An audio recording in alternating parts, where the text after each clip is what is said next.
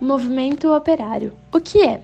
É como se refere à organização coletiva de trabalhadores para a defesa de seus próprios interesses, especialmente através da implementação de leis específicas para reger as relações de trabalho. Em sentido amplo, abrange o conjunto de fatos políticos e organizacionais relacionados ao mundo do trabalho e à vida política, social e econômica dos trabalhadores. Revoltados grupos de artesãos atacavam as fábricas, quebrando as máquinas. Desse mesmo tipo também foi a reação dos operários jogados na miséria pelas primeiras crises de desemprego. Depois de algum tempo, os operários começaram a perceber que o problema não estava nas fábricas, nem nas máquinas em si, mas sim na forma como a burguesia havia organizado os meios de produção.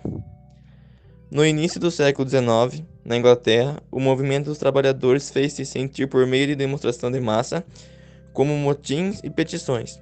Foi nesse século que os sindicatos surgiram como uma nova força do cenário político. Primeira luta. A primeira luta de caráter político empreendida pelos operários ingleses foi a conquista do direito de voto. Nessa luta, o movimento operário contou inicialmente com o apoio da burguesia, uma vez que esta classe não podia enviar seus deputados para a Câmara dos Comuns, que estava nas mãos dos latifundiários. A Revolução de 1830, na França, acabou dando um grande impulso a esse movimento.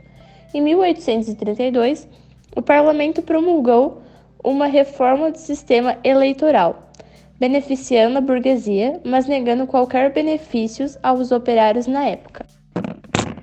A origem do movimento operário no Brasil se deu sobretudo por influência dos imigrantes estrangeiros que vieram para o país no final do século XIX para trabalhar nas lavouras de café. Esses imigrantes eram prioritariamente italianos, alemães, japoneses e poloneses. Os imigrantes, engrossando as fileiras de trabalho das primeiras indústrias brasileiras no início do século XX, trouxeram da Europa as ideias e teorias em voga entre a classe trabalhadora europeia. As principais teorias sociais difundidas no Brasil foram o socialismo científico e o anarquismo. As principais lutas reivindicativas do operariado brasileiro se concentraram em torno das melhores condições de trabalho, melhor carga horária de trabalho e assistência trabalhista. Motivos: a ascensão da industrialização no Brasil e a consequente urbanização ocorrida principalmente nas cidades do Rio de Janeiro e São Paulo não apresentaram qualquer planejamento, trazendo sérios problemas, como a falta de tratamento de água e esgoto.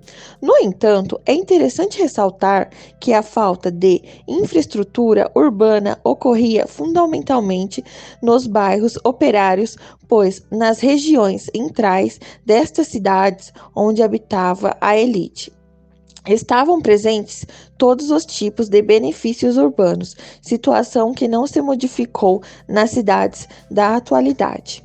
1º de maio. Desde o fim do século XIX, nos Estados Unidos da América, no Brasil e em vários outros países ocidentais, o dia 1º de maio é tido como o Dia do Trabalho ou Dia do Trabalhador. Tal data foi escolhida em razão de uma onda de manifestações e conflitos violentos que se desencadeou a partir de uma greve geral. Essa greve paralisou os parques industriais da cidade de Chicago, nos Estados Unidos, no dia 1º de maio de 1886. Em 1917, a cidade de São Paulo protagonizou uma das maiores greves gerais já registradas. A força que o movimento dos trabalhadores adquiriu era tamanha que, em 1924, o então presidente Arthur Bernardes acatou a sugestão que já ventilava em várias partes do mundo de reservar o dia 1º de maio como Dia do Trabalho no Brasil. Dessa forma, desde esse ano, o 1º de maio passou a ser feriado nacional. Na época do Estado Novo Varguista, a data era deliberadamente usada para eventos de autopromoção do governo, com festas para os trabalhadores e muitos discursos demagógicos.